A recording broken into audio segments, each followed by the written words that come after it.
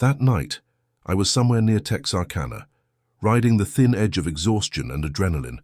My hands were locked on the wheel like it was the only thing anchoring me to reality. Every bump in the road had my heart leaping into my throat. Every whisper of wind against the mirrors sounded like something brushing past the rig. I'd gone nearly a day and a half without a proper stop, just fuel-ups and rolling slow through way stations. I could feel it back there, whatever it was, coiled up in the sleeper like a shadow that had learned to wait. The air in the cab had gotten thick, stale. Not from lack of circulation. I'd cranked the AC until my fingers were numb. No, it was something else, like the smell of an old root cellar, damp, fungal, like dirt and time. And underneath it, something sharper, metallic. I told myself I'd stop once I crossed into Arkansas. There was a truck stop I knew just past Hope. Big lot, 24-hour diner, well lit. Figured I could grab a shower, down some bad coffee, maybe finally sleep without that thing pressing at the edges of my sanity. But about 20 miles out, I saw the flashing lights. Not cops, not an accident, just lights. Red and amber, flickering like hazard flashes in the fog ahead. I slowed down. Had to. The road narrowed to one lane, cones scattered like a half-forgotten construction site, but there weren't any workers, no signs, no equipment, just the lights. And that feeling, like a breath held too long, and as I eased down, barely a tap on the brake, I felt the sleeper shift behind me. Not a jolt, not loud, a slither, like something unfolding, stretching, waking up. The truck wobbled, and I gripped the wheel hard. My knuckles were white. I didn't dare check the mirrors, didn't dare look back. That's when the radio came on. I hadn't touched it. AM band. Static for a few seconds, then a voice. Low. Croaking. No words I could understand. Just a sound. Like someone gargling gravel, whispering into my bones. The hairs on my arms stood straight up. Then, silence. No engine noise. No tires, nothing. Just the feeling that I wasn't alone in my own damn rig anymore. And then it spoke, not over the radio, not out loud, inside, like thought, but not mine. A cold, dry whisper scraped across the inside of my skull. Almost there. Floored it. Didn't matter if the cones flew. Didn't care if the trailer jackknifed. I punched that pedal to the floor and didn't let up until I saw real lights, station lights, truck stop lights, blessed, buzzing fluorescence, and the silhouettes of other drivers like lifelines. I stopped hard, waited. Nothing. No sound. No movement. But when I stepped out of the cab, shaking, trying to light a cigarette with hands that wouldn't hold still, I saw it, in the dirt on the sleeper window, from the inside, a handprint, too long, too thin, smudged like it had dragged down the glass. I haven't slept since. I didn't sleep much after that first night. Just catnaps at fuel pumps, engine running, headlights on, one hand still on the wheel like I was trying to convince myself I hadn't really stopped. I kept telling myself it was just stress, overwork. Too much coffee, too many lonely miles, maybe even something I picked up off that burger in Temple. But the problem was, every time I hit the brakes it came back. And it was getting bolder. It started small, scrapes, bumps, the sound of something shifting around back there like it was getting comfortable. But then it changed. It got louder, hungrier maybe. It began moving closer, not just back in the sleeper either. I'd feel the air change, like the cab was getting heavier, colder. I'd glance at the little mirror above the dash, the one I used to check my blind spots, and swear I saw something just duck out of frame behind me. Then, there was that time just outside Baton Rouge. I was running the I-10 at around 2 in the morning, trying to stay in motion, Red Bull in the cup holder. Country music barely keeping me upright. I just rolled through a quiet little section of road, swamp on either side, no cars for miles, when a deer jumped out. Instinct took over. I slammed the brakes. The truck shuddered. The engine groaned. The deer vanished into the dark. But that's not what got me. It was the noise behind me. It wasn't claws this time. It was a laugh. Low, raspy, like dry leaves being dragged across pavement. I sat frozen in the driver's seat, couldn't move, could barely breathe. The laugh came again, closer this time, and with it came the creaking of the sleeper mattress. Not a slow shift either. It was like someone stood up back there. I don't remember making the decision. I just floored it. Pedal to the metal, engine screaming, headlights tearing through the fog. I didn't care about way stations or speed limits. I needed distance. Between me and whatever was hitching a ride, that night I didn't stop, not for coffee, not for gas, not even to piss. I peed in a bottle like I was running from the law. But here's the thing, I still heard it. That night, it didn't wait for the brakes, it moved anyway. Small thumps at first, then louder. The occasional whisper that pressed right into my spine, even though I couldn't make out the words. It was like it had figured something out, like it had been testing me with every stop, every shudder, like the brakes had just been the invitation. Now it didn't need one. I thought about ditching the truck, parking it at the nearest lot, calling it in, walking away. But deep down I knew it wasn't about the truck. Not anymore. It had chosen me. I tried talking to someone about it once. Another driver, guy named Benny I'd known from a few runs out of Kansas City. We grabbed coffee at a Pilot and I started to tell him, half joking, trying to play it off like something out of a bad campfire tale. But when I mentioned the sleeper creaking, he froze, took a sip of coffee, then looked me dead in the eye and said, "You been stopping around Temple?" I blinked. "Yeah," he nodded slowly. That's where it started for me, too. I waited. But he didn't say anything else. Just stood up, tossed his coffee, and walked out without another word. I haven't seen Benny since. That was when I knew I wasn't the only one. But maybe I was the last one who still had time to do something about it. Or maybe not even that. I spent the next few days going over everything in my head, trying to figure out what the hell was happening. I'd gotten used to the oddities of the road, the strange sounds, the mysterious figures on the horizon, the occasional unexplained light. But this was different, and the worst part was that I knew deep down I wasn't crazy. Whatever it was, it knew me. It was watching me. I tried to convince myself that if I just kept moving, kept my foot on the pedal, it would eventually go away. I tried to tell myself that if I just kept my eyes forward, focused on the road, it would lose interest. But it didn't. That night, just as I crossed the Mississippi line, I saw it again.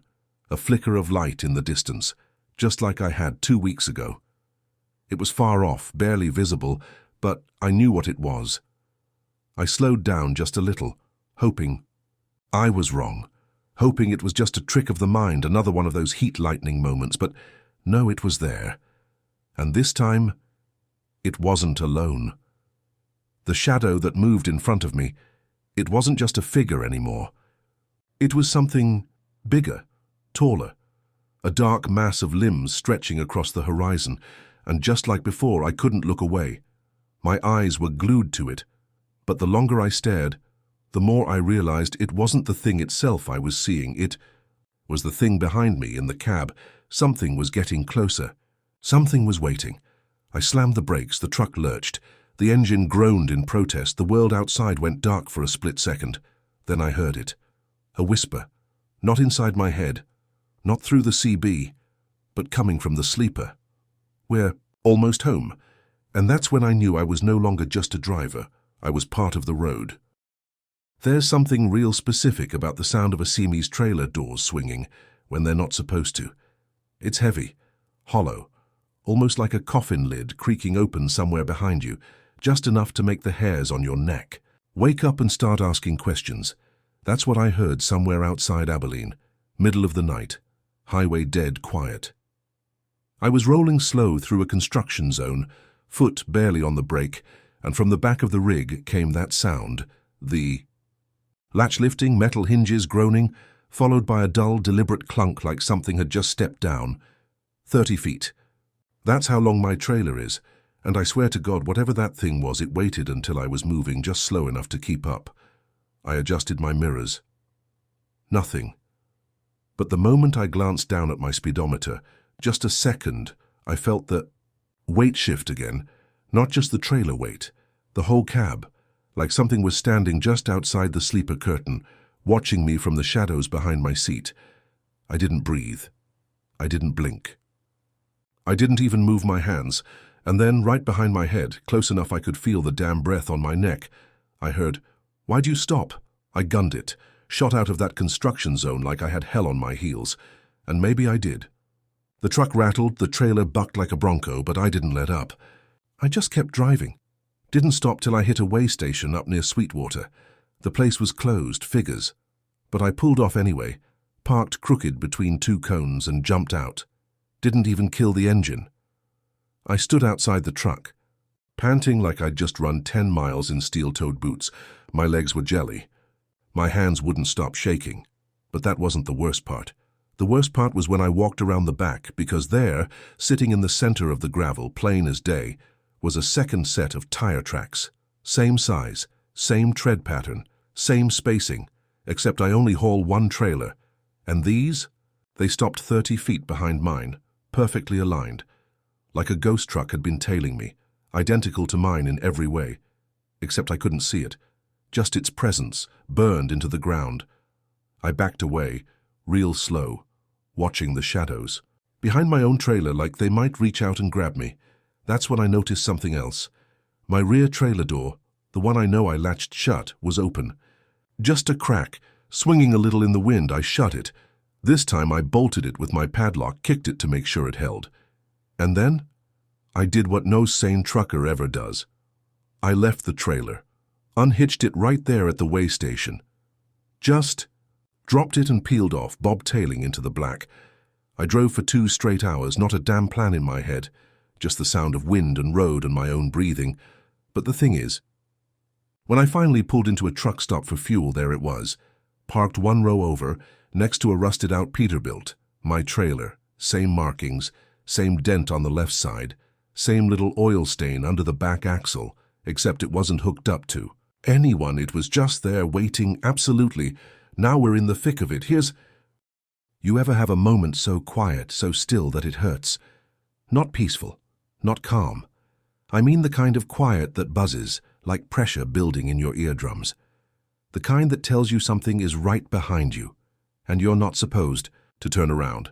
That's what it felt like the second I saw my trailer parked in that truck stop, unhitched and alone. I didn't walk toward it. Hell no. I just stood by my cab and stared at it from across the lot, like it might move, like it might sprout wheels and roll toward me on its own. No one else seemed to notice. Drivers came and went, filled up, wandered inside for coffee and smokes, and none of them looked twice at that trailer. Mine.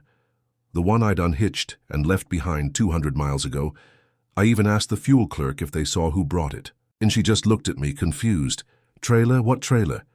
That was enough for me. I paid for diesel I hadn't even pumped and got the hell out. Didn't even check my mirrors. That night I stopped in the middle of nowhere, some stretch of desert road with no signs and no lights, just the moon low and red like a blood clot in the sky. I figured if I kept moving, it would lose me. It was dumb logic, but it's all I had left. But that night, that's when it finally crossed the line. I was parked, engine off, keys out, no radio. No movement, dead silence, until I heard it. The sleeper curtain sliding open, just a soft, steady zip, like someone drawing back the veil on a stage play. My breath locked up. I didn't move, didn't look. I couldn't. It was like my body went into some prehistoric survival mode, and then, thud. Something dropped from the top bunk, not jumped, not climbed, dropped, like it had been stuck up there, flattened out like a spider behind wallpaper. I could hear it crawl, long, slow pulls of skin or limbs or whatever the hell it had, dragging itself across the narrow sleeper floor. It didn't make a sound otherwise. Just that sick, sticky shuffle as it moved toward the driver's seat, my seat. I kept staring ahead. I knew somehow if I looked in the mirror, if I acknowledged it, it would be real, permanent. And then its hand, if you can call it that, tapped my shoulder. Not hard, not violent, just a light, almost friendly touch, like it was saying, "I'm here." I turned. I don't know what I expected. Something from a horror movie. Long teeth, hollow eyes. Bloody mouth, but it wasn't like that. It was me, my face, my eyes, my clothes, my expression, but twisted, wrong, like someone had drawn me from memory after a nightmare. And it leaned in, real close, lips an inch from my ear, and whispered, "Stop! Braking!" I don't remember starting the engine or peeling out of there or screaming like a madman down that empty road. I just remember driving, straight through until the sky turned grey and my hands were numb from clenching the wheel. I haven't touched the sleeper berth since, and I don't brake unless I absolutely have to. You think I'm kidding? Try it sometime. Take a long haul. Trip, don't stop. Don't brake hard, don't sleep in the cab. Because once it crawls out from behind that curtain, it doesn't go back. Not unless someone else brakes. Absolutely. There's a point in every long-haul run where you hit what we call the red zone.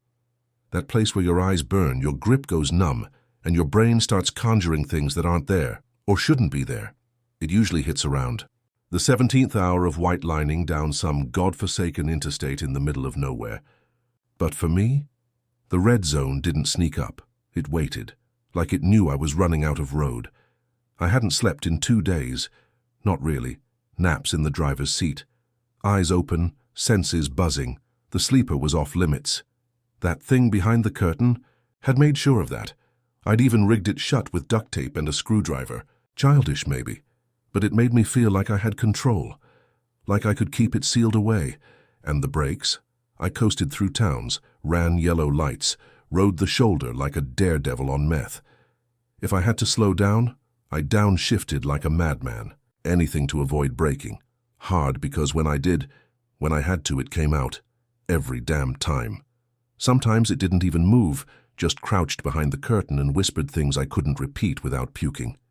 Other times it climbed into the passenger seat and watched me drive. Never talking, just breathing like a dying animal, hunched and twitching.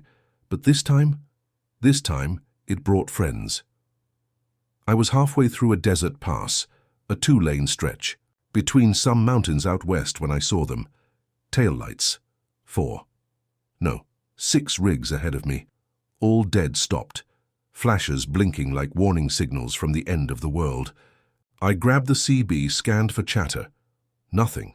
I eased up, feathered the clutch, engine brake. But as I crested the ridge, I realized there was no getting around it. The road was blocked, and there it was again. That whisper from behind the curtain. "You can't stop, too late." The brakes hissed, the rig groaned, and then the curtain peeled open. Not like before, not slow. It burst open, like a pressure seal had been broken. The thing that looked like me dropped from the bunk, twisting its neck at an angle that wasn't meant for human anatomy. And then it wasn't just one. I don't know where they came from. Under the seat, inside the vents, behind the cab walls. 5 of them. 6. All me, or parts of me. Each one mangled a little differently, like photocopies run through a shredder. They didn't attack. They screamed, loud, long, in my voice. They pounded the inside of the cab like they were trying to tear their way out. And for the first time, since this nightmare started, I wasn't driving anymore. I was trapped. The world outside the windshield twisted.